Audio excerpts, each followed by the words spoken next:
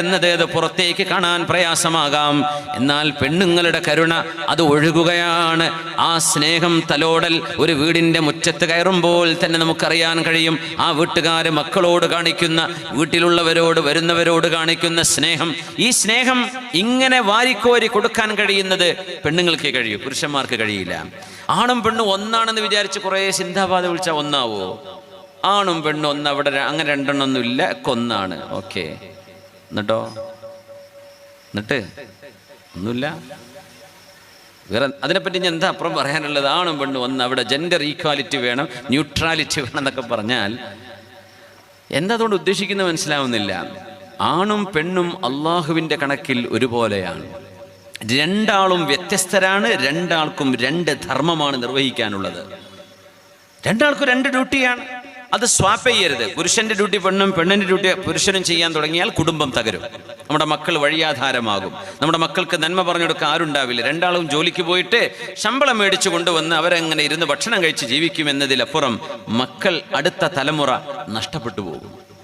അതുകൊണ്ട് പറയുന്നത്, ഒരു പെണ്ണ് ഒരു വീടിന്റെ നേതാവാണ്. ഇതല്ലേ പുണ്യനബി പറഞ്ഞു? അതിലെന്തെങ്കിലും വല്ല കുഴപ്പമുണ്ടോ? ഒരു പെണ്ണൊരു വീടിന്റെ സയ്യിദത്തു ബൈതിഹാ വൽ മർഅതു സയ്യിദത്തു ബൈതിഹാ. ഒരു പെണ്ണ് വീടിന്റെ നേതാവാണ്. അർറജുലു സയ്യിദു അഹ്ലിഹി. ഒരു പുരുഷൻ ഒരു കുടുംബത്തിന്റെ നേതാവാണ്. ആ വീട് നന്നാകുമ്പോഴാണ് ആ കുടുംബം നന്നാകുന്നത്.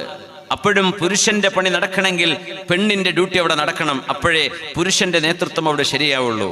ഇങ്ങനെ രണ്ട് ധർമ്മങ്ങൾ നിർവഹിക്കാനാണ് നമ്മൾ വന്നത് ഇവിടെ. ആണും പെണ്ണും അള്ളാഹു നിശ്ചയിച്ചത്. ആദം നബിയെയും അവർക്ക് ഭാര്യയായി ഹവ്വാ എന്ന ഉമ്മയെയും ഹവ്വാ റളിയല്ലാഹു അൻഹയെ സൃഷ്ടിച്ചത് എന്നും പരിശുദ്ധ നബി തങ്ങൾ സ്വല്ലല്ലാഹു അലൈഹി വസല്ലം അവിടുന്ന് പറയുമായിരുന്നു, പെണ്ണുങ്ങൾ ശരീരബലം, കായബലം, മസിലുകൾ ഉണ്ടാവില്ല ആണുങ്ങളെ പോലെ. പക്ഷെ ആണുങ്ങൾ ഭയങ്കര കരുത്തുള്ളവരായിരിക്കും. പെണ്ണുങ്ങൾ മനസ്സുകൊണ്ട് കരുത്തുള്ളവരാ നമ്മളെക്കാളും. നമ്മൾ ശരീരം കൊണ്ട് കരുത്തുള്ളവർ. വ്യത്യാസമുള്ളവരുണ്ട് കേട്ടോ. പുരുഷന്മാരെക്കാളൊക്കെ നല്ല മസിലുള്ള ആരോഗ്യമുള്ള ജിം ചെയ്യുന്ന പെണ്ണുങ്ങളുണ്ട്. പിന്നെ പെണ്ണുങ്ങളുടെ അത്ര പോലും ആരോഗ്യമില്ലാത്ത ആണുങ്ങളുണ്ട്. പക്ഷേ ജനറലി സ്പീക്കിംഗ്, നമ്മളൊരു സ്റ്റീരിയോ ടൈപ്പ് എന്ന് പറയല്ല, മൊത്തത്തിൽ പറയുമ്പോൾ മൊത്തത്തിൽ പുരുഷന്മാർ സ്ത്രീകളെക്കാളും ആരോഗ്യത്തിൽ വ്യത്യസ്തരാണ്. ശരീരാരോഗ്യം. പെണ്ണുങ്ങൾ മാനസിക ആരോഗ്യത്തിൽ നമ്മളെക്കാളും മുമ്പിലാണവര്. ഒരുപാട് നന്മകൾ അപ്പുറത്തുണ്ട്, ഒരുപാട് നന്മകൾ ഇപ്പുറത്തുമുണ്ട്. ഈ രണ്ട് നന്മകളും ഒരുമിച്ച് ചേരുമ്പോഴാണ് ഒരു വീട് സന്തുഷ്ടമാകുന്നത്. ആ ഒരു രീതിയിലാണ് ഇസ്ലാം. ഞാൻ നിങ്ങളെ വളരെ ഗൗരവത്തോടുകൂടെ, വളരെ വിഷമമുണ്ടെങ്കിൽ തന്നെയും ഞാൻ നിങ്ങളെ ഏൽപ്പിക്കുകയാണ് രണ്ട് ദുർബലരായ വിഭാഗം ആളുകളെ. ശരീരം ദുർബലരാണവർ, എന്നാൽ അവരുടെ കാര്യം നിങ്ങൾ എന്ത് വില കൊടുത്തും നിങ്ങൾ അവരെ സംരക്ഷിക്കണമേ എന്ന് അല്ലാഹുവിൻ്റെ റസൂൽ പറഞ്ഞ രണ്ട് വിഭാഗം ആരെന്നറിയുമോ?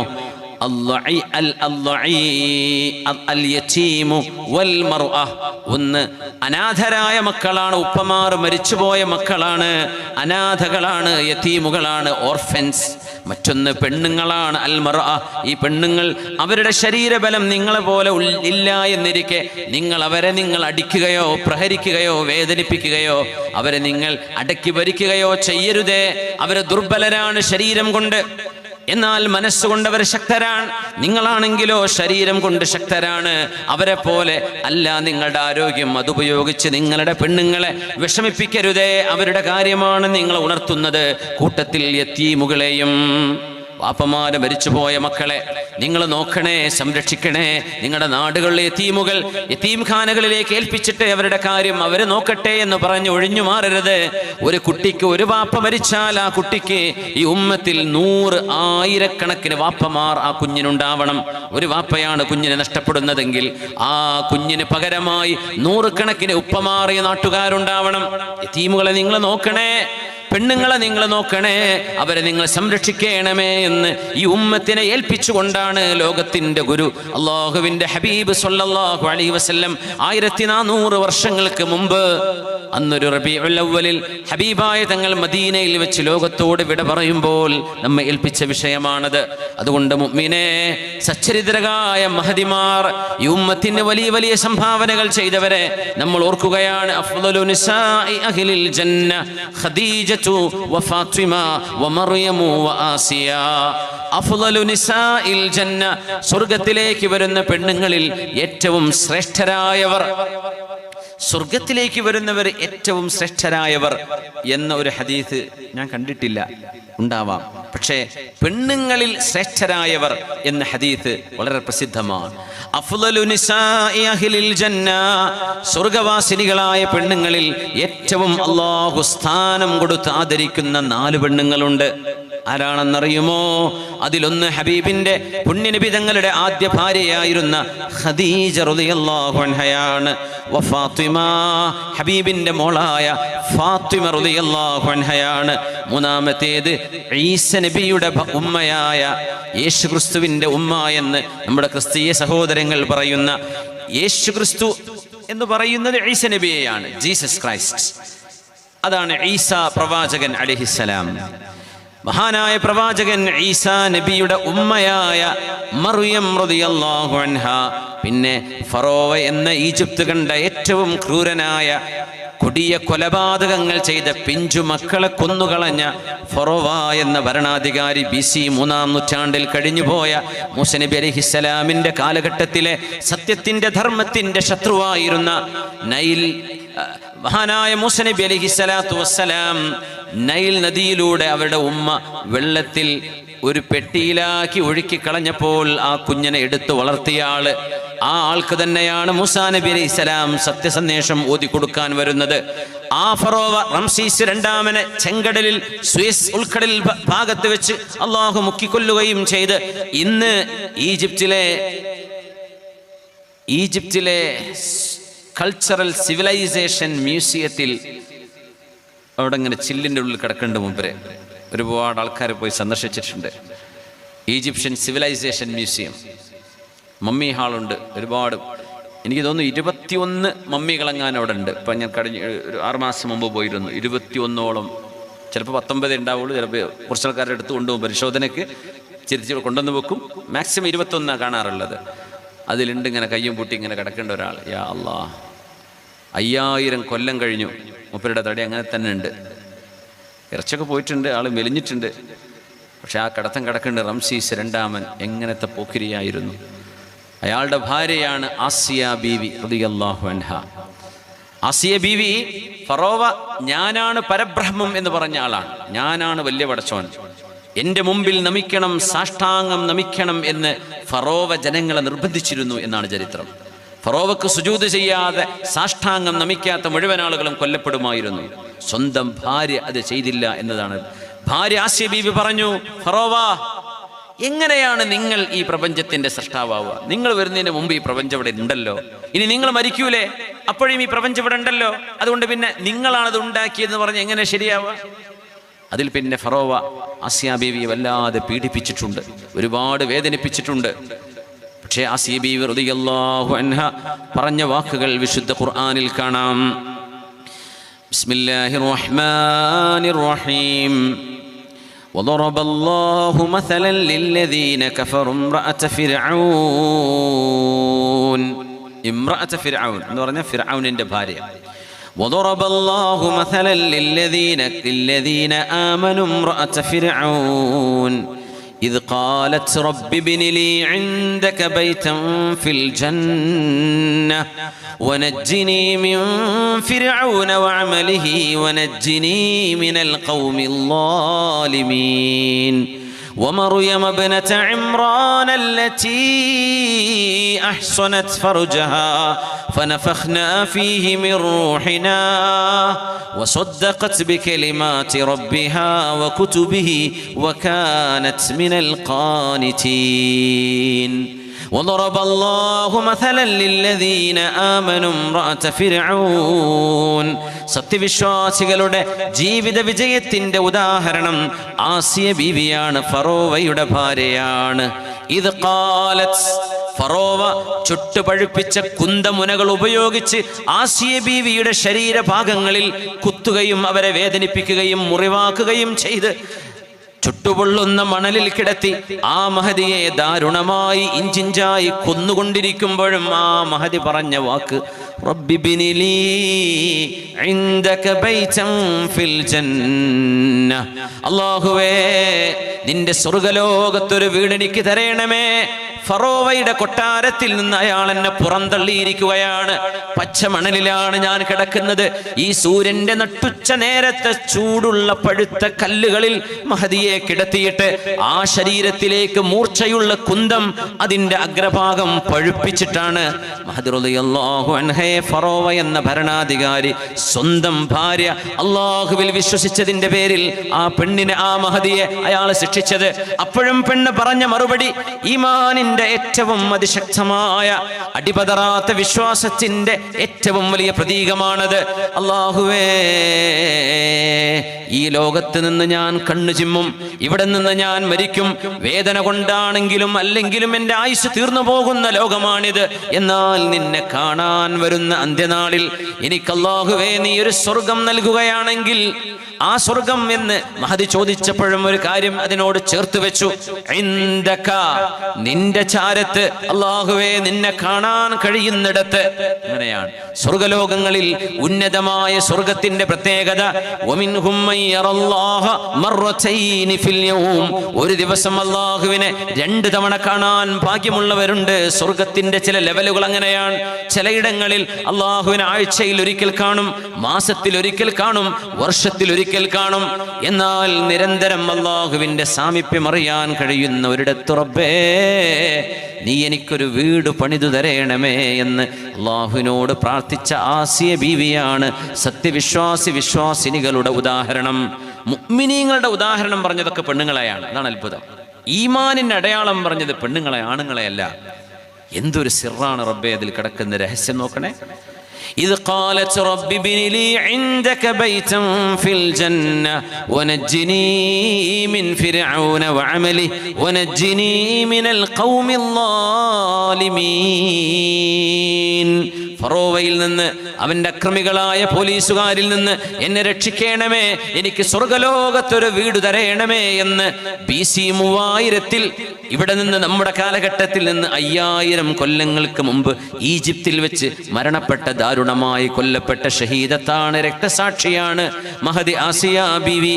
അവര് നിങ്ങൾക്ക് ഉദാഹരണമാണ് എന്ന് ഖുർആൻ പറഞ്ഞിട്ട് അടുത്ത് പറയുന്ന ആളാരാണെന്നറിയുമോ? ഈസ നബിയുടെ ഉമ്മയാണ്, യേശുക്രിസ്തുവിന്റെ ഉമ്മ. ഈസാ നബിയുടെ ഉമ്മയായ മേരി, മറിയം അലൈഹിസ്സലാം.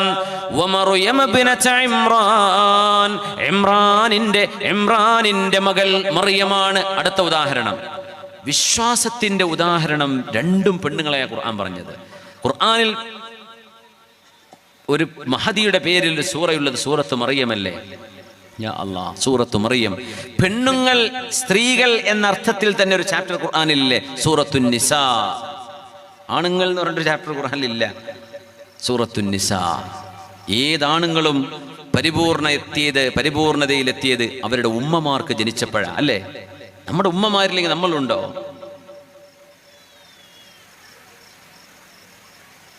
നജാഷി രാജാവിൻ്റെ കൊട്ടാരത്തിൻ്റെ ആ ഒരു രംഗം നിങ്ങൾ ആലോചിക്കുക. തിരുനബിയുടെ കാലഘട്ടം AD 600കളിൽ 570 തങ്ങൾ ജനിക്കുന്നു. AD 610 നുബുവത്ത് ലഭിക്കുന്നു. അപ്പോൾ 7-ാം നൂറ്റാണ്ട്. അന്ന് മക്കയിൽ പെർസിക്യൂഷൻ, അവിടെ അന്നത്തെ ഇസ്ലാം വിശ്വാസം സ്വീകരിക്കാൻ മടുപ്പോ വിദ്വേഷമോ വൈരാഗ്യമോ ഉണ്ടായിരുന്ന ആളുകൾ ഒരുപാട് വിശ്വാസികളെ പീഡിപ്പിച്ച ഒരു സമയം. പ്രവാചകർ പറഞ്ഞു, നിങ്ങൾ എത്യോപ്യയിലേക്ക് പോയിക്കോളൂ. എത്യോപ്യയിലേക്ക് പോവാൻ അവിടെ ഒരു ക്രിസ്തീയ രാജാവുണ്ട്. അയാളുടെ കിങ്ഡത്തിൽ ഒരാൾക്കും അനീതി ഉണ്ടാവില്ല എന്ന് തിരുനബി പറഞ്ഞു, അല്ലേ? ആ രാജാവാണ് നേഗസ് രാജാവ് എന്ന് പറയുന്ന നജാഷി. നജാഷിയുടെ കൊട്ടാരത്തിൽ മുസ്ലിമീങ്ങളായ അഭയാർത്ഥികളെ തിരിച്ചു കൊണ്ടുവരാൻ, മക്കയിലേക്ക് തിരിച്ചു കൊണ്ടുവരാൻ. എത്യോപ്യ എന്ന് പറയുന്നത് ജിദ്ദയിൽ നിന്ന് ചെങ്കടൽ മുറിച്ചു കടന്നാൽ അക്കരെ ആഫ്രിക്കയാണ്. നേരെ ജിദ്ദയുടെ അക്കരെ ഭാഗമാണ് എത്യോപ്യ. കടൽ മുറിച്ചു കടക്കണം, കടലിൽ യാത്ര ചെയ്യണം.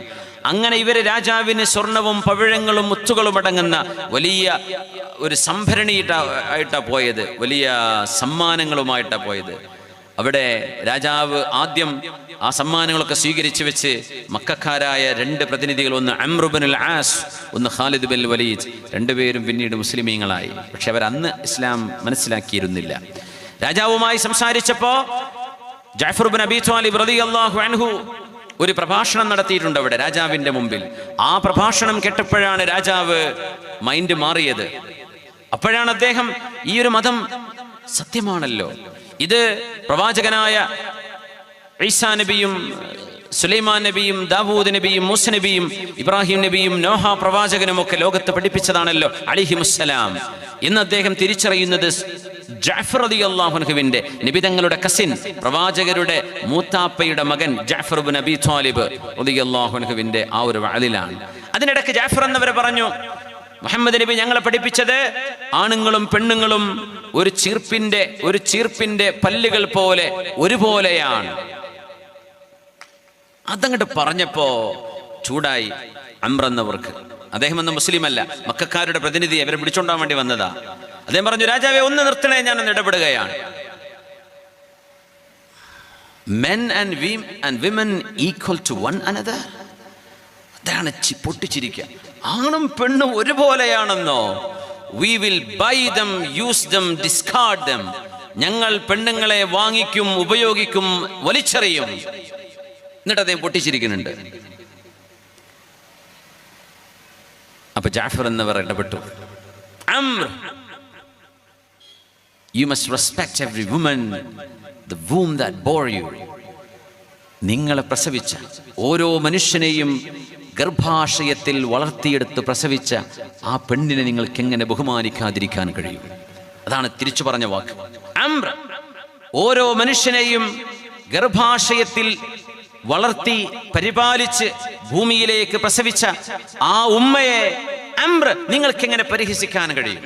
അതിൽ അദ്ദേഹം തലതാഴ്ത്തി പോകുന്നുണ്ട്. രാജാവ് പറഞ്ഞു, കണ്ടിന്യൂ, സംസാരിച്ചോളൂ ജഅഫർ. അങ്ങനെ ജഅഫർ എന്നവർ നബി സല്ലല്ലാഹു അലൈഹി വസല്ലമ തങ്ങളുടെ അധ്യാപനങ്ങൾ നജാഷിയുടെ മുമ്പിൽ അവതരിപ്പിക്കുകയാണ്. അങ്ങനെയാണ് ആ യാത്രയിൽ അംർ എന്നവരും ഖാലിദ് റളിയല്ലാഹു അൻഹും രണ്ടുപേരും, അവർ മുസ്ലിമീങ്ങളായിരുന്നില്ല അന്ന്, പിന്നീട് ഇസ്ലാം സ്വീകരിച്ചു. ചരിത്രം നിങ്ങൾക്കറിയുമായിരിക്കും.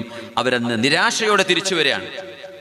കാരണം ഏതൊരു മനുഷ്യന്റെയും വിജയം അവർക്ക് ഉമ്മ നൽകിയതല്ലേ. ഒരു ഉമ്മ അവർക്ക് ജന്മം നൽകിയില്ലായിരുന്നെങ്കിൽ ആണുങ്ങളുണ്ടോ? നമ്മൾ എന്ത് മേന്മയാ പറയാ? നമ്മുടെ മേന്മ ഒരു ഉമ്മയില്ലാതെ ഇല്ല. നമ്മുടെ മേന്മ ഒരു ഉമ്മയില്ലാതെ, ഒരു പിതാവില്ലാതെ ഒരിക്കലുമില്ല. നമ്മൾ ആരായാലും നമ്മുടെ പിതാവിനോളം, നമ്മുടെ ഉമ്മയോളം അവരോടൊപ്പം ഒരിക്കലും നമ്മൾ എത്തില്ല. നമ്മൾ എത്ര വലുതാണെങ്കിലും നമ്മുടെ ഉമ്മ അതിലും വലുതാണ്, നമ്മുടെ ഉപ്പ അതിലും വലുതാണ്. ഇതല്ലേ ഇസ്ലാം പഠിപ്പിച്ചത്? ആ ഉമ്മയുടെ കാലിന്റെ ചുവട്ടിൽ സ്വർഗമാണ്. സഹോദരിമാർ, ഗർഭിണികളായ പെണ്ണുങ്ങളുണ്ടാവും ഇവിടെ നമ്മുടെ നാട്ടിലൊക്കെ. അവർക്കൊക്കെ അല്ലാഹു സുഖപ്രസവം നൽകട്ടെ, അവർക്ക് സുഖപ്രസവം നൽകട്ടെ. ഞാൻ ഇന്നലെ ഒരു സ്ഥലത്ത് സൂചിപ്പിച്ചു, സുഖപ്രസവം എന്ന് പറയുമ്പോഴും നമ്മൾ പറയുമ്പോൾ, ആ വാക്ക് പറയുമ്പോൾ അത് സുഖത്തിലല്ല പ്രസവിക്കുന്നത്. അവർക്ക് നല്ല വേദന ഉണ്ട്, നല്ല വിഷമുണ്ട്. സിസേറിയൻ അല്ലെങ്കിൽ നമ്മൾ പറയും സുഖപ്രസവമാണ് അല്ലേ? പക്ഷേ എത്ര സുഖമുണ്ടെന്ന് ഓരോ ചോദിച്ചാലേ മനസ്സിലാവുള്ളൂ. അത്രയും വേദനയിലാണ് അവർ പ്രസവിക്കുന്നത്. ആ പ്രസവിക്കുന്ന വേദന, സഹോദരിമാരെ, നിങ്ങൾ അനുഭവിക്കുന്ന ആ വേദനയ്ക്ക് പകരം പടച്ചതമ്പുരാൻ പകരം നൽകിയത് എന്താണെന്നറിയോ? നിങ്ങളൊരു ഉമ്മയായി മാറിയിരിക്കുകയാണ്. നിങ്ങളുടെ കാലിന്റെ താഴെ സ്വർഗമാണെന്നല്ലേ അള്ളാഹു പറഞ്ഞത്? നിങ്ങളുടെ കാലിന്റെ താഴെ സ്വർഗം. എപ്പോ? നിങ്ങളൊരു ഉമ്മയായി മാറുന്നതോടുകൂടെ. പോരെ, പുരുഷന്റെ കാലിന്റെ താഴെ സ്വർഗം എന്ന് പറഞ്ഞിട്ടില്ല. വാപ്പ മോശക്കാരനായത് കൊണ്ടല്ലാതെ. അൽ വാലിദു ഔസതു അബ്വാബിൽ ജന്ന, father is A middle door of ജന്ന, ഓഫ് പാരഡൈസ്. സ്വർഗ്ഗത്തിന്റെ മധ്യവാതിലാണ് പിതാവ് എന്ന് പുണ്യ നബി സല്ലല്ലാഹു അലൈഹി വസല്ലം. ഇൻ ശിഅത, നിനക്ക് വേണമെങ്കിൽ നീ എടുത്തോ, അല്ലെങ്കിൽ വേണ്ടെങ്കിൽ നീ ഒഴിവാക്കിക്കോ.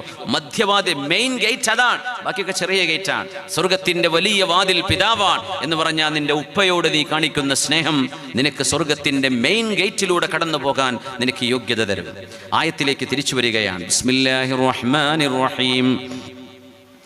ومريم ابنة عمران التي أحصنت فرجها.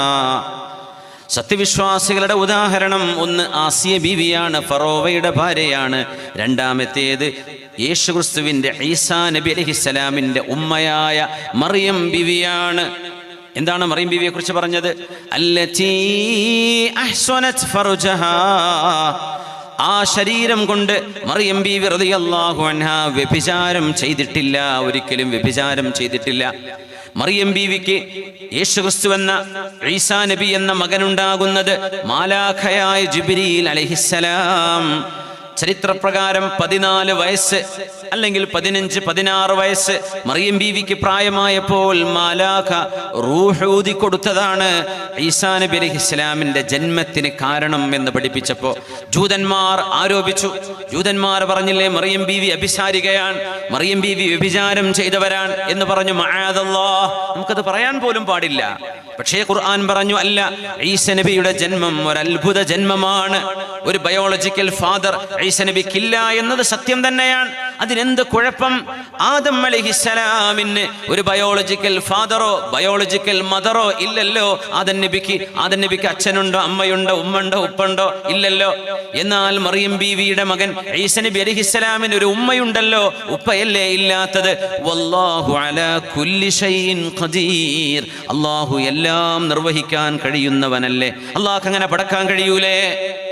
ഹവ്വാ ബീവി റളിയല്ലാഹു അൻഹ ആദം നബിയുടെ ശരീരത്തിൽ നിന്നാണ് ഹവ്വാ ബീവിയെ പടച്ചത് അല്ലേ? ആദം നബി ഉറങ്ങിക്കിടക്കുമ്പോൾ ആദം നബി അലൈഹിസ്സലാമിന്റെ വാരിയലിൽ നിന്ന് ഒരു വാരിയൽ എടുത്തിട്ടാണ് ഹവ്വാ ബീവിയെ പടച്ചതെന്ന് ഹദീസ് വളരെ പ്രസിദ്ധമാണ്.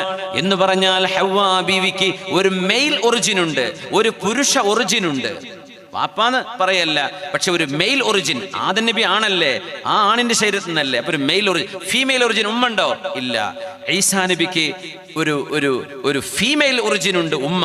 എന്നാൽ ഒരു പാറ്റേണൽ ഒറിജിൻ, ഒരു ഫാദർ, ഒരു മെയിൽ ഒറിജിൻ ഈസാ നബിക്കില്ല. നമുക്കൊക്കെ ഉമ്മയുണ്ട്, വാപ്പയുണ്ട്. ആദം നബിക്ക് ഉമ്മയില്ല, വാപ്പയില്ല. ഇങ്ങനെ 4 തരത്തിലുള്ള സൃഷ്ടിപ്പ് അല്ലാഹു ചെയ്തു. നമുക്ക് ഉമ്മണ്ട്, വാപ്പുണ്ട്. ആദം നബിക്ക് ഉമ്മണ്ട്, വാപ്പല്ല. ഹവ്വാ ബീവിക്ക് ഉപ്പുണ്ട്, ഉമ്മല്ല.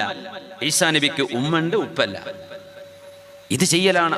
ഇത്രയേ സംഭവിച്ചിട്ടുള്ളൂ. അതിൻ്റെ പേരിൽ യേശുക്രിസ്തു ദൈവമോ ദൈവപുത്രനോ എന്ന് നിങ്ങൾ പറയരുതേ എന്ന് ഖുർആൻ പറഞ്ഞു. പക്ഷേ മറിയം ബീവി വ്യഭിചരിച്ചു എന്നും പറയാൻ പാടില്ല.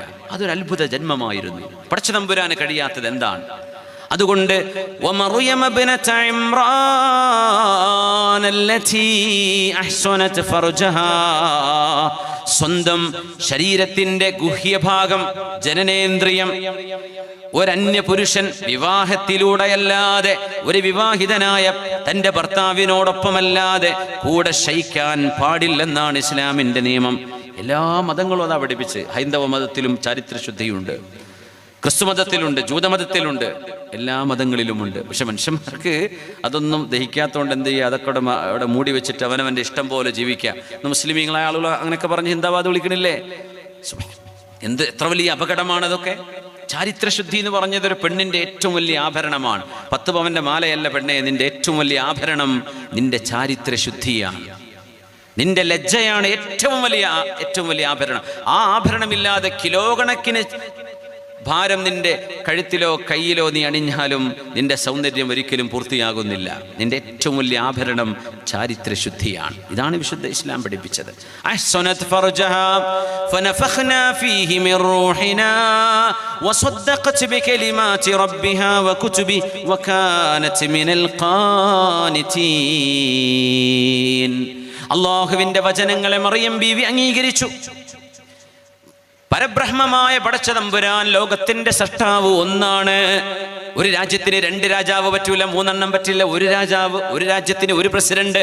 പ്രപഞ്ചത്തിന്റെ സൃഷ്ടാവ് ഒന്ന് എന്ന് മഹദിയായ മറിയം ബീവി വിശ്വസിച്ചു. വഖാനത് മിനൽ ഖാനിതീൻ,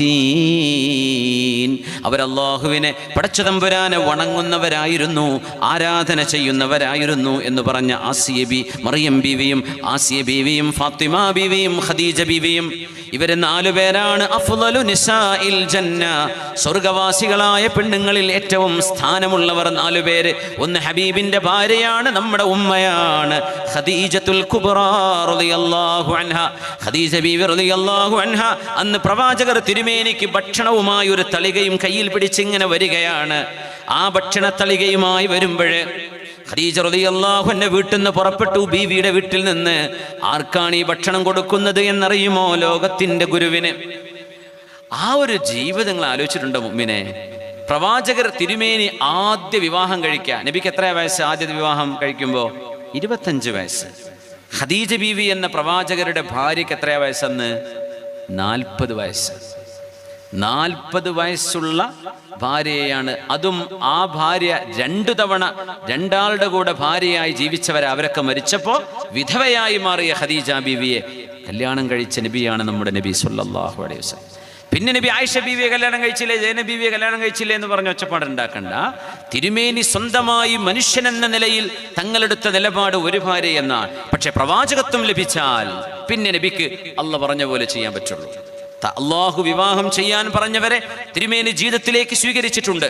പക്ഷെ നമ്മൾ ഓർക്കണം, അതിൽ 90% ആളുകളും 50-60 വയസ്സ് കഴിഞ്ഞ് വിധവകളായ പെണ്ണുങ്ങളാണ്. കാരണം എന്തെന്നറിയോ, ഇസ്ലാമിൽ സംരക്ഷണം കൊടുക്കുന്നതിൻ്റെ ഏറ്റവും മഹിതമായ വഴി വിവാഹ ജീവിതത്തിലൂടെയാണ്. അതുകൊണ്ട് തിരുമേനി സ്വീകരിച്ചു. സൗദ ബീവിക്ക് 60 കഴിഞ്ഞു റളിയല്ലാഹു അൻഹ. അവർ പറഞ്ഞു, നബിയെ എന്നെ നിങ്ങൾ തൊലാഖ് ചൊല്ലി ഒഴിവാക്കുന്നോ എന്നുപോലും അവിടെ നിന്ന് ചർച്ചകൾ നടന്നു. എന്തേ? ഒരു പെണ്ണ് കെട്ടാനുള്ള പൂതിയാണ് തങ്ങൾക്കുണ്ടായിരുന്നതെങ്കിൽ യൗവനകാലത്ത് മക്കാർ ഓഫർ ചെയ്തിരുന്നു, നിങ്ങൾക്ക് വേണ്ട പെണ്ണുങ്ങളെ ഞങ്ങൾ കല്യാണം കഴിച്ചു തരാം, നിങ്ങൾ ഇസ്ലാം പ്രബോധനം ചെയ്യുന്നത്, ഏകദൈവ വിശ്വാസം പറയുന്നത് ഒന്ന് നിർത്തിവെക്കുമോ എന്ന്. തങ്ങൾ അതിന് സമ്മതിച്ചിട്ടുണ്ടോ? ഇല്ലല്ലോ. സൂര്യനെ എൻ്റെ വലത് കൈയിലും ചന്ദ്രനെ എൻ്റെ ഇടത് കൈയിൽ വെച്ച് തന്നാൽ പോലും I would not renounce my message which is from God. അള്ളാഹുവിൽ നിന്നുള്ള വിശ്വാസം ധാരയാണ് എനിക്ക് നൽകപ്പെട്ടത്. പടച്ച തമ്പുരാനാണ് എന്നെ അറിയിച്ചത്. ആ അറിയിപ്പ് ഞാൻ ഒരിക്കലും കൺസീൽ ചെയ്യാൻ ഉദ്ദേശിക്കുന്നില്ല, മറച്ചു പിടിക്കാൻ ഉദ്ദേശിക്കുന്നില്ല. എനിക്ക് പെണ്ണും വേണ്ട, രാജാധികാരവും വേണ്ട, പൈസയും വേണ്ട, എന്നെ നിങ്ങൾ നേതാവായി വാഴുകയും വേണ്ട. ഈ സത്യസന്ദേശം ഞാൻ നിങ്ങളെ കേൾപ്പിക്കുകയാണ്. നിങ്ങൾ ഒരു പൈസയും എനിക്ക് തരണ്ട, ഞാൻ നിങ്ങളത് അറിയിക്കുക മാത്രമാണ്. നിങ്ങൾക്ക് വേണമെങ്കിൽ സ്വീകരിക്കാം, അല്ലെങ്കിൽ തിരസ്കരിക്കാം. ഇതാ തിരുമേനി പറഞ്ഞത് സല്ലല്ലാഹു അലൈഹി വസല്ലം. ഖദീജ ബീവിയാണ് ആദ്യത്തെ മുസ്ലിമത്ത് എന്ന് നമ്മൾ ഓർക്കണം. ലോകത്ത് പ്രവാചകർ തിരുമേനി സല്ലല്ലാഹു അലൈഹി വസല്ലം വഹയുമായി വരുമ്പോൾ ഹബീബിനെ ആദ്യമായി വിശ്വസിച്ചതൊരു പെണ്ണാണ്. ഇസ്ലാമിലെ ആദ്യത്തെ മെമ്പർഷിപ്പ് ഒരു പെണ്ണിനാണെന്ന് പറഞ്ഞാൽ അതന്നെയല്ലേ ഏറ്റവും വലിയ അഭിമാനം പെണ്ണുങ്ങൾക്ക്. ആദ്യത്തെ ഇസ്ലാമിലെ മെമ്പർഷിപ്പ് ആരാ? ഖദീജ ബീവിയാണ് റളിയല്ലാഹു അൻഹ. സിദ്ദീഖ് എന്നവര് പിന്നെയാണ്. ഖദീജ ബീവിയല്ലേ ആദ്യത്തെ മെമ്പർഷിപ്പ് റളിയല്ലാഹു അൻഹ. ആ ബീവിയെ നബി തങ്ങൾ വല്ലാതെ സ്നേഹിച്ചു സല്ലല്ലാഹു അലൈഹി വസല്ലം. തങ്ങളുടെ ഭാര്യയായ ഖദീജ ബീവി വഫാത്താകുന്നത് വരെ അള്ളാഹുവിന്റെ ഹബീബ് മറ്റൊരു വിവാഹം ചെയ്തില്ല. 65 വയസ്സ് കഴിഞ്ഞിട്ടാണ് ബീവി വഫാത്താകുന്നത്. 65 വയസ്സുള്ള ഒരു ഉമ്മയുടെ പ്രായം, ശരീരത്തിന്റെ അവസ്ഥ നിങ്ങളൊന്ന് ആലോചിച്ച് നോക്കി. 65 വയസ്സ് ഖദീജ ബീവിക്ക്. പുണ്യ നബി തങ്ങൾക്ക് 50 വയസ്സ്. അള്ളാഹുവിന്റെ ഹബീബ് സല്ലല്ലാഹു അലൈഹി വസല്ലമ തങ്ങൾക്ക് 53 വയസ്സ്. അങ്ങനെയാണെങ്കിൽ ഖദീജ റളിയല്ലാഹു അൻഹയ്ക്ക് 68 വയസ്സുണ്ടാകും. 68 വയസ്സ് പ്രായമുള്ള ഒരു ഉമ്മയുടെ, ഒരു മുത്തശ്ശിയുടെ പ്രായമെന്ന് തോന്നിക്കുന്ന ആ പ്രായത്തിലുള്ള തൻ്റെ ഭാര്യയാണ്, തങ്ങളുടെ ഭാര്യയാണ് റസൂലുള്ളാഹി സ്വല്ലല്ലാഹു അലൈഹി വസല്ലമ തങ്ങൾ സ്നേഹത്തോടെ പറയുമായിരുന്നത്, എൻ്റെ ഖദീജ, എൻ്റെ ഖദീജ കാനത്ത് കൈത വ കൈത, എൻ്റെ ഖദീജയെ പോലെ ഒരു നല്ല പെണ്ണുണ്ടാവില്ല. ഇതൊക്കെ പറഞ്ഞപ്പോൾ ആയിഷ ബീവി ചൂടായി പറഞ്ഞില്ലേ, എന്തിനാ നബിയെ നിങ്ങൾ ഈ പ്രായമുള്ളൊരു ഉമ്മൂമാന്റെ കഥ പറയുന്നത്? ഞങ്ങൾ ചെറുപ്പക്കാരി പെണ്ണുങ്ങൾ ഇവിടെ ഇല്ലേ? എന്താ തിരുമേനിയുടെ മറുപടി എന്നറിയോ? സ്നേഹം മാംസനിബദ്ധമല്ല എന്ന് കുമാരനാശാൻ പാടിയ പോലെ, മാംസനിബദ്ധമല്ല രാഗം. സ്നേഹത്തിന് ഒരുപാട് സമാധാനിപ്പിച്ചവളാണ്. വാക്കുകൊണ്ട്, അവരുടെ സമ്പത്ത് കൊണ്ട്, അവരുടെ ഉപദേശം കൊണ്ട്, അവരുടെ സ്നേഹത്തലോടൽ കൊണ്ട് എനിക്ക് സമാശ്വാസം നൽകിയവരാണവർ. നാട്ടുകാർ മുഴുവനും ഞാൻ നുണയാണ് പറയുന്നത് എന്ന് എന്നെ കളവാക്കിയപ്പോൾ ഞാൻ പറയുന്നത് സത്യമാണെന്ന് വിശ്വസിച്ചവരല്ലേ എൻ്റെ ഖദീജ. അങ്ങനെ ഖദീജ ബീവി റളിയല്ലാഹു അൻഹയെ കുറിച്ച് എന്തെങ്കിലും ഒരു നല്ല ഭക്ഷണം തിരുമേനിയുടെ വീട്ടിലേക്ക് വന്നാൽ ഉടനെ കൊടുത്തയക്കാൻ ഖദീജയുടെ കൂട്ടുകാരികൾക്ക്. ബീവി ജീവിച്ചിരിപ്പില്ലല്ലോ. ഖദീജയുടെ കൂട്ടുകാരികൾ ഉണ്ടാകും റളിയല്ലാഹു അൻഹ. ആ കൂട്ടുകാരികൾക്ക് കൊടുക്കിനിത്. എന്ത് വന്നാലും ഖദീജ ബീവിയുടെ കൂട്ടുകാരികൾ കൊണ്ടുപോയി കൊടുക്കും. തങ്ങൾ പറയും, ഖദീജ ബീവിയുടെ സഹോദരി അള്ളാഹുവിന്റെ ഹബീബിനെ കാണാൻ വന്ന് സംസാരിച്ചപ്പോ ഹബീബായ നബി തങ്ങൾ ഇരുന്ന ഇരുത്തത്തിൽ നിന്ന് എഴുന്നേറ്റ് നിൽക്കുകയാണ്. ഹാലയാണോ വന്നത്? ഹാലയോ? എനിക്ക് ഹാല, നിങ്ങളുടെ സംസാരം കേട്ടപ്പോൾ എൻ്റെ ഖദീജയെ ഓർമ്മ വന്നു എന്ന് നബി തങ്ങൾ പറയുമ്പോൾ, ആ ഭാര്യ മരിച്ചതിന് ശേഷമാണ് നബി തങ്ങൾ മറ്റ് വിവാഹങ്ങളൊക്കെ ചെയ്തത് സല്ലല്ലാഹു അലൈഹി വസല്ലം. 70 വയസ്സിനോളം അടുക്കുന്ന പ്രായത്തിലാണ് സ്വന്തം ഭാര്യ മരിക്കുന്നത്. അന്ന് നബി തങ്ങൾക്ക് 15 വയസ്സ് കുറവാണ്.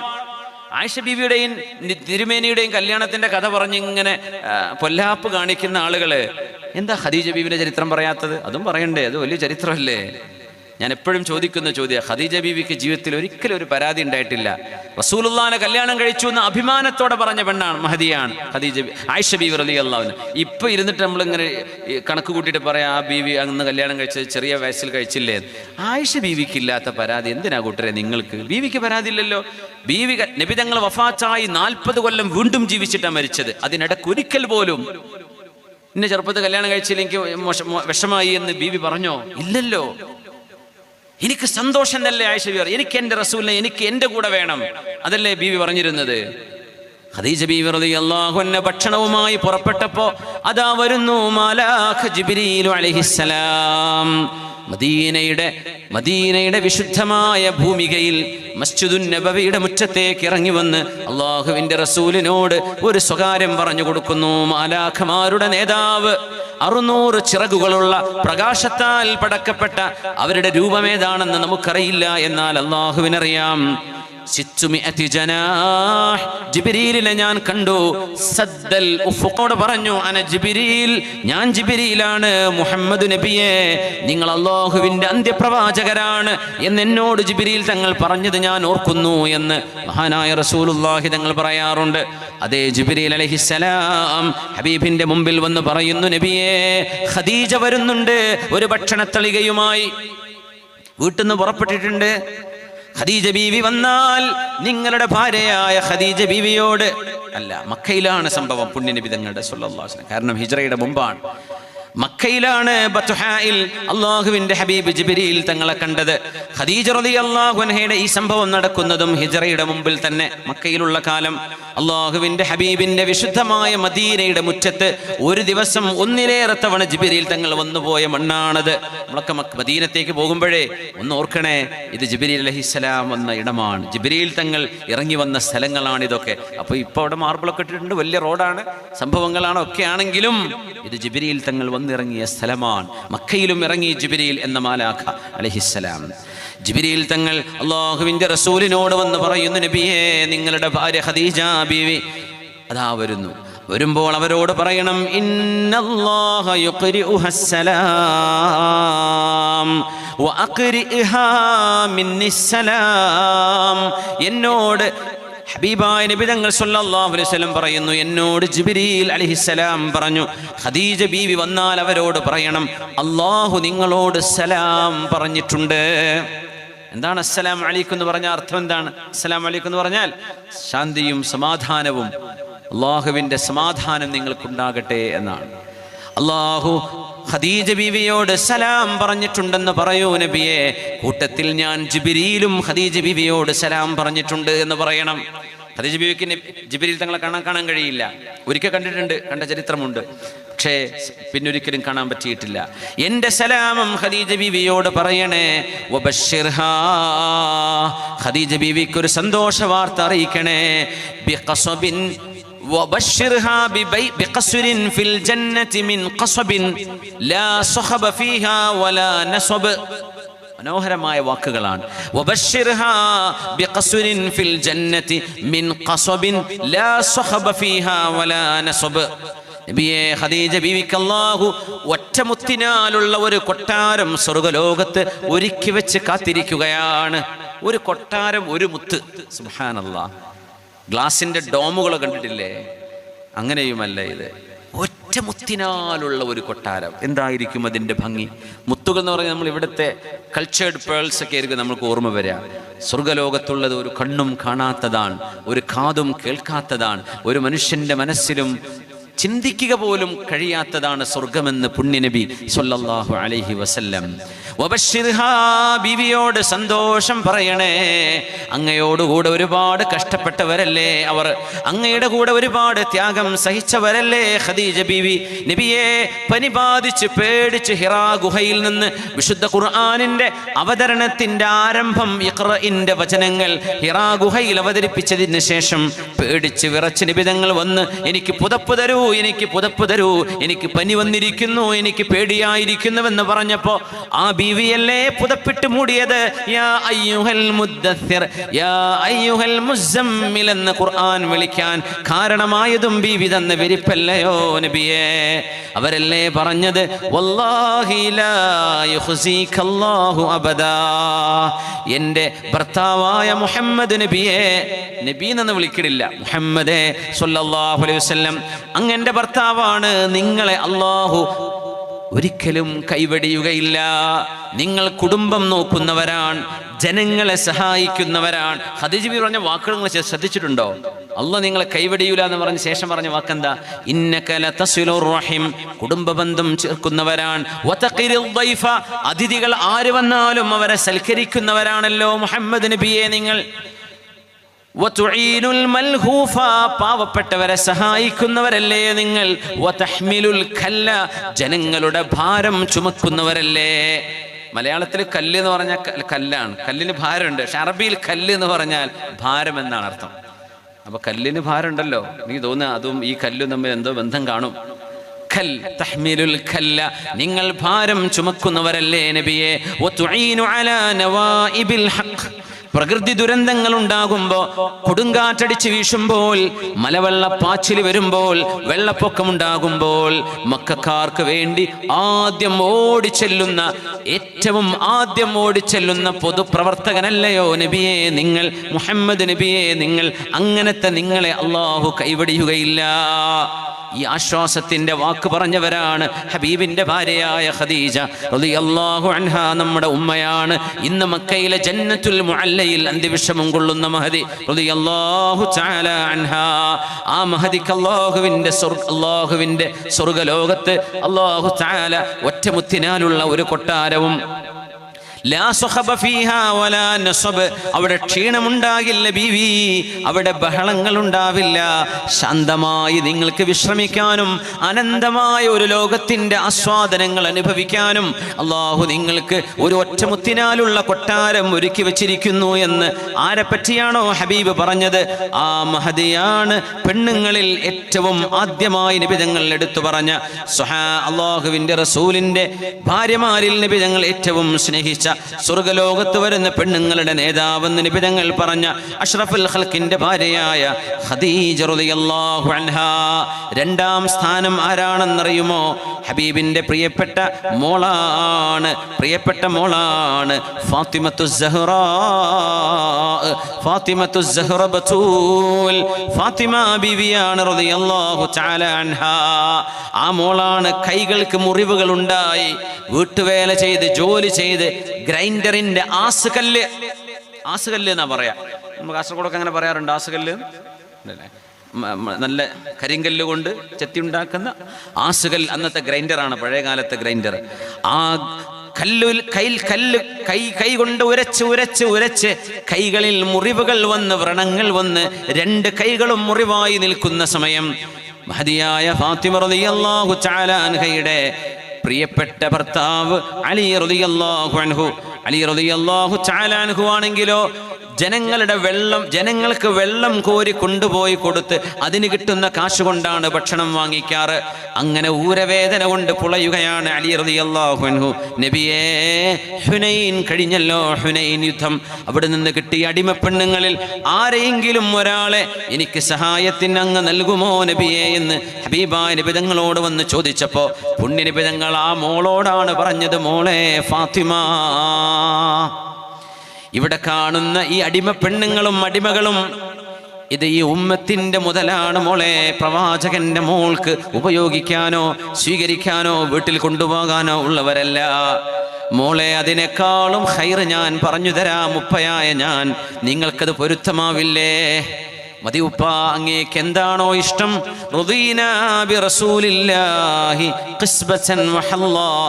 അല്ലാഹുവിന്റെ റസൂലേ, നിങ്ങൾ പറയുന്നതാണ് ഞങ്ങൾക്ക് വേണ്ടത് എന്ന് ഉപ്പയെ പോലും റസൂൽ തിരുമേനി, പ്രവാചകൻ, അല്ലാഹുവിന്റെ ദൂതർ എന്നാണ് ഫാത്തിമ റളിയല്ലാഹു അൻഹ വിളിക്കുക.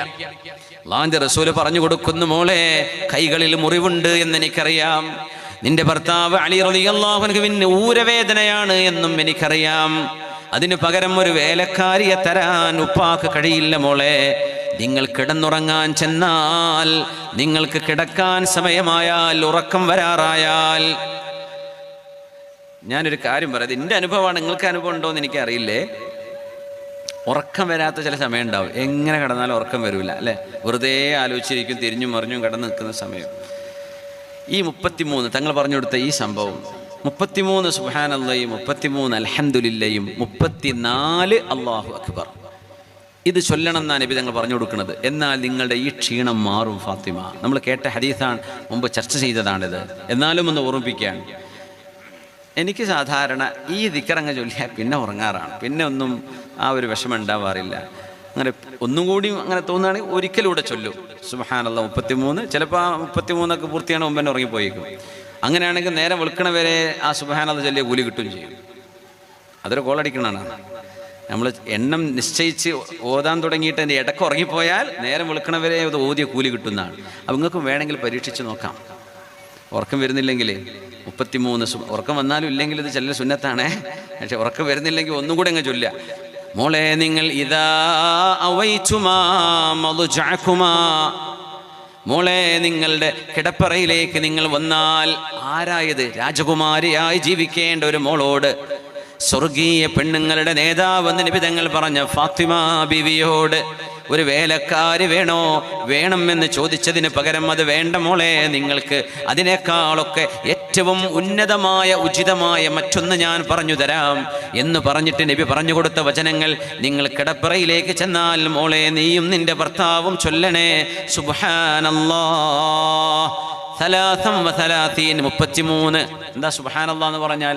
അല്ലാഹുവേ, നീ എല്ലാ പരിപൂർണതയും ഉള്ള ഒരു പടച്ചവനാണ്, ദൈവമാണ്, സർവേശ്വരനാണ്. നിനക്കൊരു ന്യൂനതയുമില്ല റബ്ബേ. ന്യൂനതകൾ ഞങ്ങൾ മനുഷ്യർക്കാണ്, നിനക്ക് ന്യൂനതയില്ല. അല്ലാഹു ഉറങ്ങുന്നില്ല, അല്ലാഹുവിൻ്റെ മറവിയില്ല, അല്ലാഹുവിൻ്റെ അറിവ് സർവ്വവ്യാപിയാണ്, അല്ലാമുൽ ഗുയൂബാണ്, എല്ലാറ്റിനും കഴിയുന്ന സർവജ്ഞനായ സർവജ്ഞാനിയായ സർവശക്തനാണ് റബ്ബേ നീ. സുബ്ഹാനക്, അല്ലാഹുവേ നീ പരിശുദ്ധനാണ്. ഇത് 33. പിന്നെ പറയണം മോളെ അൽഹംദുലില്ലാഹ്, അല്ലാഹുവേ നിനക്കാണ് നന്ദി. ഒരു ദിവസം അധ്വാനിച്ച് നമ്മൾ പോയി കിടന്നുറങ്ങാൻ, നമ്മുടെ വീട്ടിൽ നിന്ന് കിടപ്പറയിൽ നിന്ന് എഴുന്നേൽക്കാൻ കഴിയുന്നത് ഒരു അനുഗ്രഹമല്ലേ മുഅ്മിനെ? എത്ര രോഗികളുണ്ട് ബാക്ക് പെയിന് കൊണ്ടൊന്ന് ഇരിക്കാൻ കഴിയാത്തവർ, ഡോക്ടർമാർ വരണം അവരെ പിടിച്ചൊന്ന് ഇരുത്തണമെങ്കിൽ. നമ്മൾ ബെഡിൽ നിന്ന് എണീറ്റ് ഓടണില്ലേ, ബസ് പിടിക്കാൻ വേണ്ടി ഓടണില്ലേ? വിദ്യാനഗർ, ഇവിടെ നേരെ പോയ വിദ്യാനഗർക്ക് എത്തുക അല്ലേ, ഇങ്ങോട്ട് പോയാൽ മധൂർക്ക് പോകും അല്ലേ,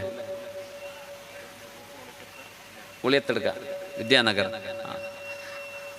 അപ്പോൾ ഹൈവേ എന്നപ്പോൾ കണ്ടിട്ട് തിരിയില്ല കേട്ടോ, ഒരു അഡ്രസ്സും കിട്ടില്ല, എവിടെയാണ് തിരിയേണ്ടത്, എവിടെയാണ് മറിയേണ്ടത്. റോഡൊക്കെ മാറിയില്ലേ? ഇൻഷാ അല്ലാഹ് നല്ലൊരു വലിയൊരു പദ്ധതിയാണ് വരുന്നത്. അത് പെട്ടെന്ന് സാധ്യമാകട്ടെ. നമുക്ക് ദ്വാരക്കാം. മരിക്കേണ്ട മുമ്പൊക്കെ ഒന്ന് കണ്ടു കിട്ടാൻ ആഗ്രഹമല്ലേ? നിങ്ങൾക്കൊക്കെ ആഗ്രഹമല്ലേ? നമ്മളൊക്കെ യാത്ര ചെയ്യുമ്പോഴിങ്ങനെ റബ്ബേ ഒരു നല്ല റോഡൊക്കെ ഉണ്ടെങ്കിൽ നമുക്ക് എത്ര പെട്ടെന്ന് ഓടിയെത്താമായിരുന്നു. യാത്ര ചെയ്ത് നമ്മളിപ്പോൾ മലപ്പുറത്ത് നിന്ന് പുറപ്പെട്ട് ഇവിടെ എത്തണമെങ്കിൽ എൻ്റെ വഴിയിൽ റെയിൽവേ സ്റ്റേഷനിൽ വണ്ടി വെച്ചിട്ട് ട്രെയിൻ കയറിയിട്ടപ്പോൾ പോകുന്നത്. അല്ല, ഞാൻ ഇവിടെ എത്തൂല, പരിപാടിക്ക് എത്താൻ കഴിയില്ല. അങ്ങനത്തെ ആ അവസ്ഥയിലല്ലേ. വലിയൊരു മാറ്റം, വലിയൊരു നമ്മുടെ മുഖച്ഛായ തന്നെ, നാടിൻ്റെ മുഖച്ഛായ തന്നെ മാറാൻ പോവുക.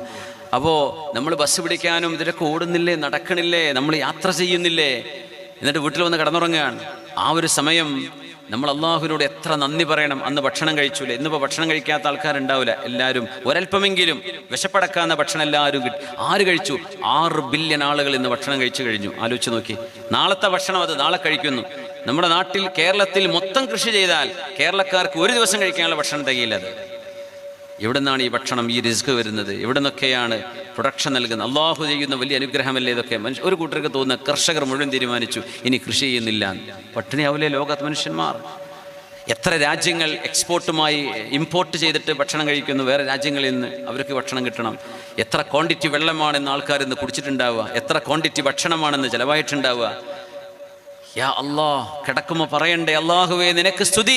ഫാത്തിമ നിങ്ങൾ പറയണേ അല്ലാഹുമ്മ ലക്കൽ ഹംദ്, അൽഹംദുലില്ലാ 33 പറയണേ. പിന്നെ 34 തവണ അല്ലാഹു അക്ബർ. ഇത് ചൊല്ലിയിട്ടേ മോളെ നിങ്ങൾ കിടക്കാവൂ. ഫാത്തിമ റളിയല്ലാഹു അൻഹ പറയുന്നു, ഞാനത് ചൊല്ലുമായിരുന്നു. എൻ്റെ ഭർത്താവ് അലി റളിയല്ലാഹു അൻഹും ചൊല്ലുമായിരുന്നു. ജമൽ യുദ്ധം നടക്കുന്ന അന്ന് പോലും അലി റളിയല്ലാഹു അൻഹു മറന്നിട്ടില്ല എന്ന് പ്രത്യേകം എടുത്തു പറഞ്ഞിട്ടുണ്ട്. ഇത് മതി മോളെ നിങ്ങൾക്ക്, വേലക്കാരൊന്നും വേണ്ട. സുബ്ഹാനല്ലാഹ്. ഇന്നിപ്പോൾ വാഷിംഗ് മെഷീൻ എന്നൊക്കെ പറഞ്ഞാൽ അതൊരു വേലക്കാരൻ്റെ സ്ഥാനത്താണ് അല്ലേ. ഫ്രിഡ്ജ് എന്ന് പറഞ്ഞാലും വാഷിംഗ് മെഷീനും ഗ്രൈൻഡറും മിക്സറും ജ്യൂസറും ഒക്കെ ഒരു പണിയെടുക്കുന്ന ആളെ സ്ഥാനത്തല്ലേ. സുബ്ഹാനല്ലാഹ്, അള്ളാഹുവിന് എത്ര നമ്മൾ നന്ദി ചെയ്യണം. എന്നാലും നമ്മൾ ഇല്ല ഇല്ല ഇല്ല എന്ന് തന്നെ പറയണത്. ഉള്ളതിനൊരു നന്ദി നമ്മുടെ നാവിന്ന് വരാൻ വലിയ പ്രയാസമാണ്. ഇല്ലല്ലോ എന്ന് ആലോചിക്കണത്. ആശുപത്രി കിടക്കുന്ന ഒരു മുതലാളി കാണും, അയാൾ വിചാരിക്കും റബ്ബേ എൻ്റെ സമ്പത്ത് മുഴുവൻ അവരെടുത്തോട്ടെ, എനിക്കൊന്ന് ഇറങ്ങി നടക്കാനുള്ള ആരോഗ്യം കിട്ടിയാൽ മതിയായിരുന്നു. ആ ഒരാളെപ്പോലെ അബ്ദുൽ മലിക് ബിൻ മർവാൻ, അദ്ദേഹം മരിക്കുമ്പോഴേ ഡ്രസ്സ് അലക്കുന്ന ഒരാളെ കണ്ടു. ധോബി എന്നൊരാളെ പറയാം, ഇവിടെ നമ്മൾ പറയാം അലക്കുന്നല്ലേ, ധോബി, വസ്ത്രം അലക്കുന്ന ഒരാൾ. അബ്ദുൽ മലിക് ബിൻ മർവാൻ ചൈന വരെ നീളുന്ന രാജ്യങ്ങളുടെ ഭരണാധികാരിയായിരുന്നു. മരിക്കുമ്പോൾ അദ്ദേഹം പറയാ, യാ ലൈതനി കുൻതു ഗസ്സാല. ആ വസ്ത്രമലക്കുന്ന ധോബിയെ പോലെ ഈ അബ്ദുൽ മലിക് ബിൻ മർവാൻ ആയിരുന്നെങ്കിൽ, എനിക്ക് രാജാധികാരം വേണ്ട, അവൻ്റെ ആരോഗ്യം എനിക്ക് തരുമോ പടച്ചോനെ, എനിക്ക് ജീവിതത്തിലേക്കൊന്ന് തിരിച്ചു പോകാനാണ്. നമ്മൾ വിചാരിക്കും പൈസ വലുത്, പൈസയെക്കാളും ഏറ്റവും വലുതാണ് നമ്മുടെ ആരോഗ്യം. ഇതിനൊക്കെ റബ്ബിനോട് നന്ദി പറയണ്ടേ. മോളെ, നിങ്ങൾ അള്ളാഹുവിനോട് നന്ദി പറയണേ. ഉറങ്ങുമ്പോൾ 33 സുബ്ഹാനല്ലയും 33 അൽഹംദുലില്ലയും 34 അല്ലാഹു അക്ബറും. നമുക്കത് ചൊല്ലാൻ വല്ല പ്രയാസമുണ്ടോ? ഒന്ന് ചൊല്ലണേ. എന്ന് മുതൽ പ്രാക്ടീസ് ചെയ്തേക്ക്. കുട്ടികൾക്കൊക്കെ ചൊല്ലിക്കൊടുക്കുക. ചിലപ്പോൾ അത് ചൊല്ലി പകുതിയാകുമ്പോൾ തന്നെ ഉറങ്ങിപ്പോയി എന്ന് വരും. ആയിക്കോട്ടെ, അതിന് കുഴപ്പമില്ല. ചൊല്ലാൻ തുടങ്ങരുത്. ഇൻഷാ അല്ലാഹ്. തീരുമാനിച്ചില്ലേ? തീരുമാനിച്ചവരൊക്കെ ഒന്ന് കൈപൊക്കിയട്ടെ. മാഷാ അല്ലാഹ്, മാഷാ അല്ലാഹ്. നമ്മുടെ സദസ്സിലേക്ക് നമ്മുടെ സംഘാടകർ നിങ്ങൾ എന്തെങ്കിലും സംഭാവന ചെയ്യണേ എന്ന് പറഞ്ഞ് വരുന്നുണ്ടേ. ഇവിടെ ബക്കറ്റൊന്നും ഇല്ലേ? ഉണ്ടോ? വരും ഇൻഷാ അല്ലാഹ്. വേഗം ആയിക്കോട്ടെ ഇൻഷാ അല്ലാഹ്. നിർത്താനായോ? കുറച്ചും കൂടെ ഇൻഷാ അല്ലാഹ്. ഒന്ന് എഴുന്നേറ്റ് നിന്ന് ഒന്ന് ഫ്രഷ് ആവണോ? ഒന്ന് എഴുന്നേറ്റ് നിന്ന് കയ്യും കാലൊക്കെ ഒന്ന് കുടഞ്ഞ് കയ്യൊക്കെ ഒന്ന് പൊക്കി നോക്കി, നല്ല റാഹത്തുണ്ടാവും. അൽഹംദുലില്ലാ. ഞങ്ങൾ നേരെ വന്നിട്ടോ, ഭക്ഷണം കഴിക്കാൻ വേണ്ടി പോയാൽ ഇവിടെ വരാൻ നേരം വയ്ക്കുമെന്ന് ചോദിച്ചാൽ പറഞ്ഞു ഭക്ഷണമൊക്കെ ഞാൻ കഴിഞ്ഞിട്ടാക്കാന്ന് പറഞ്ഞ് ഭക്ഷണത്തിന് വെള്ളം കുടിക്കാൻ പോലും നിന്നിട്ടില്ല. എവിടുന്നോ വെള്ളം കുടിച്ചതാ. പക്ഷേ ഈ പരിപാടി നീണ്ടു പോകണ്ട, നിങ്ങളൊക്കെ കുറേ നേരത്തെ വന്നിരിക്കല്ലേ എന്ന് വിചാരിച്ചതാ. സല്ലു അലൻ നബി മുഹമ്മദിൻ വ ആലി. അല്ലാഹുമ്മ സല്ലി അലാ സയ്യിദിനാ മുഹമ്മദിൻ വ അലാ ആലി സയ്യിദിനാ മുഹമ്മദിൻ വ ബാരിക് വ സല്ലിം അലൈഹി.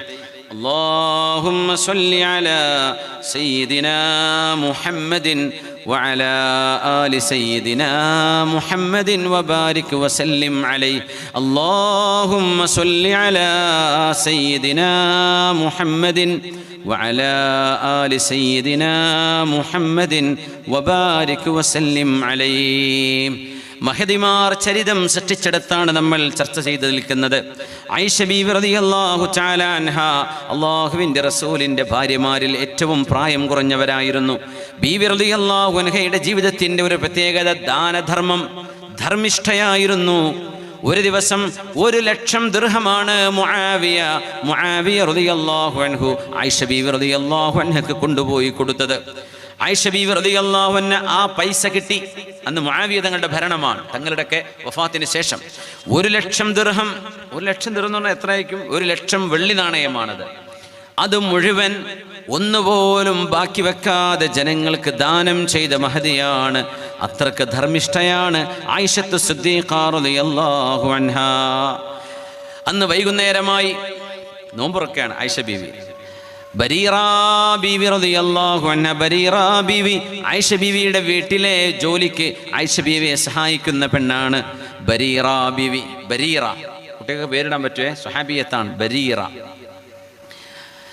അൻതി സ്വായിമ, ഉമ്മ നിങ്ങൾക്ക് നോമ്പല്ലേ ആയിഷ ബീവി, നിങ്ങളതുകൊണ്ട് 1 ദിർഹം കൊണ്ട് ഒരൽപ്പം നിങ്ങൾക്ക് മാംസമോ മറ്റോ നിങ്ങൾക്ക് വാങ്ങിച്ചുകൂടായിരുന്നോ എന്ന് ചോദിച്ചപ്പോൾ ലൗ ദക്കർതീനി ലഫഅൽതു, നിങ്ങൾ എന്നെ ഓർമ്മിപ്പിച്ചിരുന്നെങ്കിൽ ഞാനത് ചെയ്യുമായിരുന്നു, ഞാനത് മറന്നല്ലോ, എനിക്ക് ഓർമ്മയുണ്ടായില്ല എന്ന് പറഞ്ഞ് നോമ്പ് തുറക്കുന്ന ദിവസം പച്ചവെള്ളവും ഈത്തപ്പഴവും മാത്രം തിന്നാനാണ് ആ വീട്ടിലുള്ളത്. ആ വീട്ടിൽ 1,00,000 ദിർഹം എന്ന് വന്നു പോയിട്ടുണ്ട്. നമ്മളാണെങ്കിൽ പിന്നെ കുട്ടികളെ കെട്ടിക്കാനുള്ള വരെ എടുത്തിട്ടല്ലേ കൊടുക്കുള്ളൂ. അവനവൻ്റെ വീട് പണി തീർത്തിട്ട് നമ്മുടെ കടം വീട്ടിയിട്ട് നമ്മുടെ ആവശ്യം കഴിച്ചിട്ട് കടം വീട്ടിക്കോളൂ, കുഴപ്പമില്ലേ, കടം വീട്ടണേ, കടം വീട്ടിട്ട് മതി ബാക്കി. പക്ഷേ ബീവി റളിയല്ലാഹു അൻഹ അന്നേക്കന്ന് മുഴുവൻ കൊടുത്തു തീർത്ത മഹദിയാണ് ആയിഷത്തു സിദ്ദീഖ റളിയല്ലാഹു തആല അൻഹാ. ഉമ്മു ദർറ എന്നൊരു മഹദിയുണ്ട്. ആ മഹദി ആയിഷ റളിയല്ലാഹു അൻഹയുടെ വീട്ടിൽ എപ്പോഴും പോകാറുള്ള മഹദിയാണ്. ഉമ്മു ദർറ ബീവി പറയുന്നുണ്ട്, അബ്ദുല്ലാഹി ഇബ്നു സുബൈർ റളിയല്ലാഹു അൻഹു 2 വലിയ ചാക്കിൽ 1,80,000 ദിർഹം ആയിഷ ബീവി റളിയല്ലാഹു അൻഹക്ക് സമ്മാനമായി നബി തങ്ങളുടെ ഭാര്യയല്ല, ഉമ്മുൽ മുഅ്മിനീനല്ല, ഉമ്മയാണ്. അബ്ദുല്ലാഹി ഇബ്നു സുബൈർ എന്നവർ ആയിഷ ബീവി റളിയല്ലാഹു അൻഹയെ ഉമ്മ എന്നാ വിളിക്കുക. ആയിഷ ബീവിയെ ആണെങ്കിലോ ഉമ്മു അബ്ദില്ല, അബ്ദുല്ലാന്റെ ഉമ്മ എന്ന് അറിയപ്പെടുക. ബീവിക്ക് മക്കളില്ല, പക്ഷെ ജ്യേഷ്ഠത്തിന്റെ മോനാണ് അബ്ദുല്ലാഹി ഇബ്നു സുബൈർ. അവരുടെ പേരിൽ ആയിഷ ബീവി അറിയപ്പെടുക. അബ്ദുല്ലാന്റെ ഉമ്മ ശരിക്കും ആരാണ്? അസ്മാ ബീവിയാണ്. പക്ഷേ ആയിഷ ബീവിയുടെ പേര് അങ്ങനെ, കാരണം ബീവിക്കും വലിയ ഇഷ്ടമായിരുന്നു അബ്ദുല്ലാഹി ഇബ്നു സുബൈർ എന്നവരെ. 1,80,000 ദിർഹം, ഭയങ്കര സംഖ്യയല്ലേ അതൊക്കെ. ഇന്ന് കിട്ടിയ എത്രയാണ് അതൊക്കെ? 40-50 ലക്ഷം ഉണ്ടാവും. 1,80,000 ദിർഹം ഒരു ദിവസം. മഹദി റളിയല്ലാഹു അൻഹു അന്ന് നോമ്പ് നോറ്റിരിക്കുന്ന ദിവസമാണ്. ജനങ്ങൾക്ക് എല്ലാവർക്കും ഓഹരി വെച്ച് വീതിച്ചു കൊടുക്കുന്നു. വൈകുന്നേരമായപ്പോൾ ആയിഷ ബീവിയുടെ കയ്യിൽ അതിൽ നിന്ന് 1 ദിർഹം പോലും കയ്യിലില്ല എന്ന് ഉമ്മു ദർറാ റളിയല്ലാഹു അൻഹ. ഇതാണ് ആയിഷ ബീവി റളിയല്ലാഹു അൻഹ. ആയിഷ ബീവിന്റെ കൊച്ചുനാളത്തെ വിവാഹത്തെക്കുറിച്ച് പറയുന്നവരെ ബീവിയുടെ ഈ ഒരു ജീവിതം കണ്ടിട്ടുണ്ടാവില്ല. ആയിഷത്ത് റളിയല്ലാഹു അൻഹ അന്ന് വൈകുന്നേരമായപ്പോ ഹലുമ്മി ഫുതൂരി, വീട്ടിൽ ജോലി ചെയ്യുന്ന പെണ്ണിനോട്, പെണ്ണേ എൻ്റെ നോമ്പ് തുറക്കാനുള്ള ഭക്ഷണം കൊണ്ടുവരൂ എന്ന് പറഞ്ഞപ്പോ ആ മഹദി കൊണ്ടുവന്നത് ബിഖുബ്സിൻ വസൈത്തിൻ, ഈ ഒരൽപ്പം റൊട്ടിയും പിന്നെ ഒലീവിന്റെ എണ്ണയുമാണ്. അത്രേ ഭക്ഷണമുള്ളൂ, ഒലീവിന്റെ ഓയിലും ഒരു റൊട്ടിയും. അത് കഴിക്കുകയാണ്. അപ്പോഴാണ് ഉമ്മു ദർറ ബീവി ഇവിടെ ഉണ്ട്. ബീവി ചോദിച്ചു, ആയിഷ ബീവി, ഇന്ന് നിങ്ങൾ വിതരണം ചെയ്ത 1,80,000 ദിർഹമിൽ നിന്ന് 1 ദിർഹം നിങ്ങൾക്ക് എടുത്തു വെച്ചുകൂടായിരുന്നോ ഈ നോമ്പ് തുറക്കാൻ, ഒരു നല്ല ഭക്ഷണം കഴിക്കാൻ? ബീവി പറഞ്ഞു, ഉമ്മു ദർറാ, നിങ്ങൾ എന്നെ ചീത്ത പറയല്ലിൻ, എന്നെ ഞാൻ ചെയ്തത് മോശമാണെന്ന് പറയല്ലിൻ. ഞാനത് അള്ളാഹുവിന് നൽകി കഴിഞ്ഞല്ലോ. അങ്ങനെ വേണമെങ്കിൽ നിങ്ങൾക്ക് എന്നെ ഓർമ്മിപ്പിച്ചുകൂടായിരുന്നോ? ആ മഹദിയാണ് നമ്മുടെ ഉമ്മയായ അല്ലാഹുവിൻ്റെ റസൂലിൻ്റെ പ്രിയപ്പെട്ട ഭാര്യയായ ഉമ്മുൽ മുഅ്മിനീൻ ആയിഷത്തു സിദ്ദീഖ റളിയല്ലാഹു അൻഹ. നബി തങ്ങളുടെ മറ്റൊരു ഭാര്യയാണ് സൈനബ് ബിൻതു ജഹ്ഷ് റളിയല്ലാഹു അൻഹ. ഇതുപോലെ നബി തങ്ങളുടെ അതേ സ്വഭാവമുണ്ടായിരുന്ന ആയിഷ ബീവി പറയുമായിരുന്നു, എന്നോട് മത്സരിക്കാനും കടപിടിക്കാനും പോന്ന നബിയുടെ ഭാര്യമാരിൽപ്പെട്ട ഒരു പെണ്ണുണ്ടെങ്കിൽ അത് മറ്റാരുമല്ല, സൈനബ് ബീവിയാണ്, സൈനബ് ബിൻതു ജഹ്ഷ് റളിയല്ലാഹു അൻഹ. കാനത്ത് ഇംറഅതൻ സ്വന്നാഅതൻ, ബീവി റളിയല്ലാഹു അൻഹ കൈകൊണ്ട് എന്തെങ്കിലും ഉണ്ടാക്കി അത് വിൽക്കുന്നവരായിരുന്നു. ആ വിറ്റിട്ട് കിട്ടുന്ന പൈസ കൊണ്ട് ജീവിക്കുന്നവരാണ്. അതുകൊണ്ട് പെണ്ണുങ്ങൾ എന്തെങ്കിലും ഒരു കൈത്തൊഴിൽ പഠിക്കുന്നത് മോശമല്ല, അവർ പഠിക്കണമെന്നാണ്. ഒരു തൊഴിൽ പഠിക്കുക. സൈനബ് ബിൻത് ജഹ്ഷ് റളിയല്ലാഹു അൻഹ കൈത്തൊഴിൽ ചെയ്ത് ജീവിച്ചവരാണ്. മഹദി റളിയല്ലാഹു അൻഹ ആ തൊഴിൽ ചെയ്ത് ജീവിച്ച് വിൽക്കുന്ന സാധനങ്ങളുടെ വില കൊണ്ടാണ്, പൈസ കൊണ്ടാണ് ദാനധർമ്മം ചെയ്തിരുന്നത്. വലം അറഖത്തു ഖൈറൻ ഫിദ്ദീനി മിൻ സൈനബ്, സൈനബിനോളം ദീനുള്ള, അച്ചടക്കമുള്ള, അല്ലാഹുവിനെ ഭയമുള്ള, അത്ഖാലില്ലാഹി വഅസ്ദഖ ഹദീസ, സത്യം മാത്രം പറയുന്ന പെണ്ണാണ് സൈനബ് ബിവി. വഔസല ലിർറഹിമി, കുടുംബ ബന്ധങ്ങളെ ചേർത്തുന്നവരായിരുന്നു. വഅളമ സ്വദഖതൻ, ഒരുപാട് ദാനം ചെയ്യുന്നവരായിരുന്നു സൈനബ് ബിവി എന്ന് പറഞ്ഞതാരാ? ആയിഷ ബിവി റളിയല്ലാഹു അൻഹ. ഉമ്മമാരെ, സഹോദരിമാരെ, സഹോദരങ്ങളെ, അവരാണ് നമ്മുടെ മുമ്പിൽ കഴിഞ്ഞു പോയവർ. ഉലൈക ആബായി ഫജ്ഇനി ബിമിസ്ലിഹിം ഇദാ ജമഅത്നാ യാ ജരീറുൽ മജാമിഉ.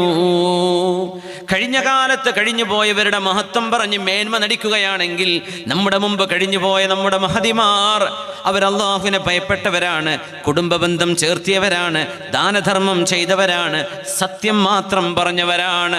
സൈനബ് ബിൻതു ജഹ്ഷ് റളിയല്ലാഹു തആല അൻഹാ, അവർക്ക് പൈസ വേണ്ടിയിരുന്നില്ല.